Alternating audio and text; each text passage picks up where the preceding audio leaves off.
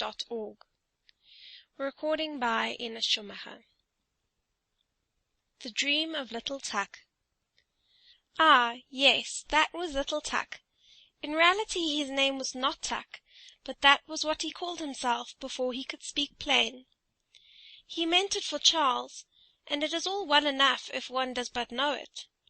He had now to take care of his little sister Augusta, who was much younger than himself, and he was, besides, to learn his lesson at the same time.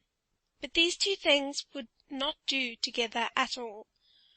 There sat the poor little fellow, with his sister on his lap, and he sang to her all the songs he knew, and he glanced the while, from time to time, into the geography book that lay open before him. By the next morning he was to have learnt all the towns in Zealand by heart, and to know about them all that is possible to be known. His mother now came home, for she had been out, and took little Augusta on her arm. Tuk ran quickly to the window, and read so eagerly that he pretty nearly read his eyes out, for it got darker and darker, but his mother had no money to buy a candle. "There goes the old washerwoman over the way," said his mother as she looked out the window. "The poor woman can hardly drag herself along, and she must now drag the pail home from the fountain.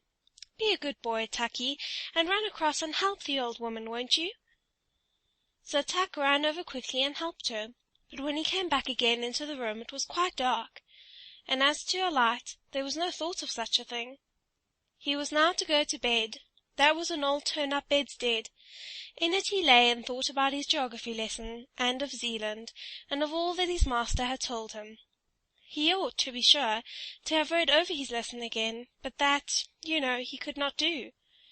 He therefore put his geography book under his pillow, because he had heard that was a very good thing to do when one wants to learn one's lesson. But one cannot, however, rely upon it entirely. Well, there he lay, and thought and thought and thought, and all at once it was just as if someone kissed his eyes and mouth. He slept, and yet he did not sleep. It was as though the old washerwoman gazed on him with her mild eyes and said, "It were a great sin if you were not to know your lesson tomorrow morning. You have aided me, I therefore will now help you, and the loving God will do so at all times."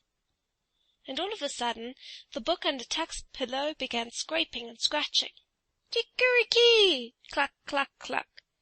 That was an old hen who came creeping along, and she was from Koji. "I am a Koja hen." Note: Koji, a town in the Bay of Koji. To see the Koji hens is an expression similar to showing a child London, which is said to be done by taking his head in both hands, and so lifting him off the ground. At the invasion of the English in 1807, an encounter of a no very glorious nature took place between the British troops and the undisciplined Danish militia. End note. Said she, and then she related how many inhabitants there were there, and about the battle that had taken place, and which, after all, was hardly worth talking about. Cribbledy-crabbledy-plump! Down fell somebody. It was a wooden bird, the popinjay used at the shooting matches at Prasto. Now he said that there were just as many inhabitants as he had nails in his body, and he was very proud. "The Waltzen lived almost next door to me." Note: Prasto, a still smaller town than Koji. Some 100 paces from it lies the manor house Niso, where Thorwaldsen, the famed sculptor, generally sojourned during his stay in Denmark, and where he called many of his immortal works into existence. End note. Plump! Here I lie capitally. But little Tuk was no longer lying down. All at once he was on horseback. On he went at full gallop, still galloping on and on. A knight with a gleaming plume, and most magnificently dressed, held him before him on the horse, and thus they rode through the wood to the old town of Bordenborg, and that was a large and very lively town. High towers rose from the castle of the king, and the brightness of many candles streamed from all the windows. Within was dance and song, and King Waldemar and the young, richly attired maids of honor danced together.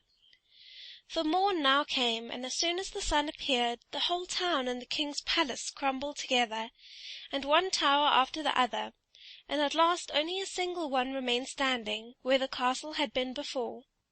Note: Boardingborg, in the reign of King Waldemar, a considerable place, now an unimportant little town. One solitary tower only, and some remains of a wall, show where the castle once stood. End note. And the town was so small and poor, and the schoolboys came along with their books under their arms, and said, 2,000 inhabitants. But that was not true, for there were not so many. And little Tukey lay in his bed. It seemed to him as if he dreamed, and yet as if he were not dreaming. However, somebody was close beside him. "Little Tukey! Little Tukey!" cried someone near. It was a seaman, quite a little personage, so little as if he were a midshipman, but a midshipman he was not. Many remembrances from Corso. Note: Corso, on the Great Belt, called, formerly, before the introduction of steam vessels, when travellers were often obliged to wait a long time for a favourable wind, the most tiresome of towns. The poet Baggerson was born here. End note. That is a town that is just rising into importance, a lively town that has steamboats and stagecoaches. Formerly people called it ugly, but that is no longer true. I lie on the sea, said Corso.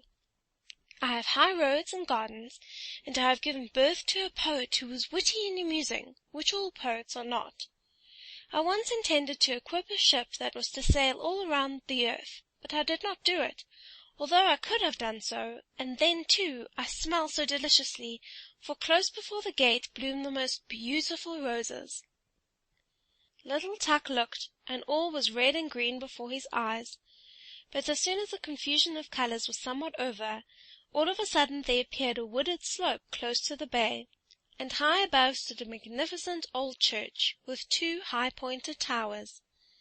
From out the hillside spouted fountains and thick streams of water, so that there was a continual splashing, and close beside them sat an old king, with a golden crown upon his white head, for that was King Hroar, near the fountains, close to the town of Roeskilde, as it is now called. And up the slope into the old church went all the kings and queens of Denmark, hand in hand, all with their golden crowns, and the organ played and the fountains rustled. Little Tuk saw all, heard all. "Do not forget the diet," said King Hroar. Note: Roeskilde, once the capital of Denmark. The town takes its name from King Hroar, and the many fountains in the neighbourhood. In the beautiful cathedral the greater number of the kings and queens of Denmark are interred. In Roeskilde, too, the members of the Danish Diet assemble. End note. Again all disappeared. Yes, and whither? It seemed to him just as if one turned over a leaf in a book. And now stood there an old peasant woman, who came from Sorb. Note: Sorb, a very quiet little town, beautifully situated, surrounded by woods and lakes. Holberg, Denmark's Molière, founded here an academy for the sons of the nobles. The poets Hoach and Ingemann were appointed professors here. The latter lives there still. End note. Where grass grows in the marketplace. She had an old grey linen hanging over her head and back. It was so wet, it certainly must have been raining. Yes, that it has, said she, and she now related many pretty things out of Holberg's comedies, and about Waldemar and Absalon, but all at once she cowered together, and her head began shaking backwards and forwards, and she looked as if she were going to make a spring. Croak, croak, said she. It is wet, it is wet.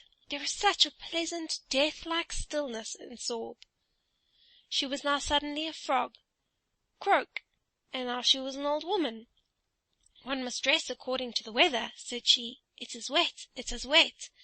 My town is just like a bottle, and one gets in by the neck, and by the neck one must get out again. In former times I had the finest fish, and now I have fresh rosy-cheeked boys at the bottom of the bottle, who learn wisdom, Hebrew, Greek, croak. When she spoke, it sounded just like the noise of frogs, or as if one walked with great boots over a moor. Always the same tone, so uniform and so tiring, that little Tuk fell into a good sound sleep, which, by the by, could not do him any harm. But even in the sleep there came a dream, or whatever else it was. His little sister Augusta, she with the blue eyes and the fair curling hair, was suddenly a tall, beautiful girl, and without having wings was yet able to fly, and she now flew over Zealand, over the green woods and blue lakes. "Do you hear the cock crow, Tucky? Cock-a-doodle-doo! The cocks are flying up from Koji. You will have a farmyard so large, oh, so very large! You will suffer neither hunger nor thirst. You will get on in the world. You will be a rich and happy man. Your house will exalt itself like King Waldemar's tower, and will be richly decorated with marble statues, like that at Prasto. You understand what I mean. Your name shall circulate with renown all round the earth, like unto the ship that was to have sailed from Corsor, and in Roeskilde." "Do not forget the diet," said King Hroar. "Then you will speak well and wisely, little Tucky, and when at last you sink into your grave, you shall sleep as quietly." "As if I lay in Sorb," said Tuk, awaking. It was bright day, and he was now quite unable to call to mind his dream. That, however, was not at all necessary, for one may not know what the future will bring. And out of bed he jumped, and read his book, and now, all at once, he knew his whole lesson. And the old washerwoman popped her head in at the door, nodded to him friendly, and said, "Thanks, many thanks, my good child, for your help. May the good, ever-loving God fulfill your loveliest dream." Little Tucky did not know at all what he had dreamed, but the loving God knew it. End of chapter 16.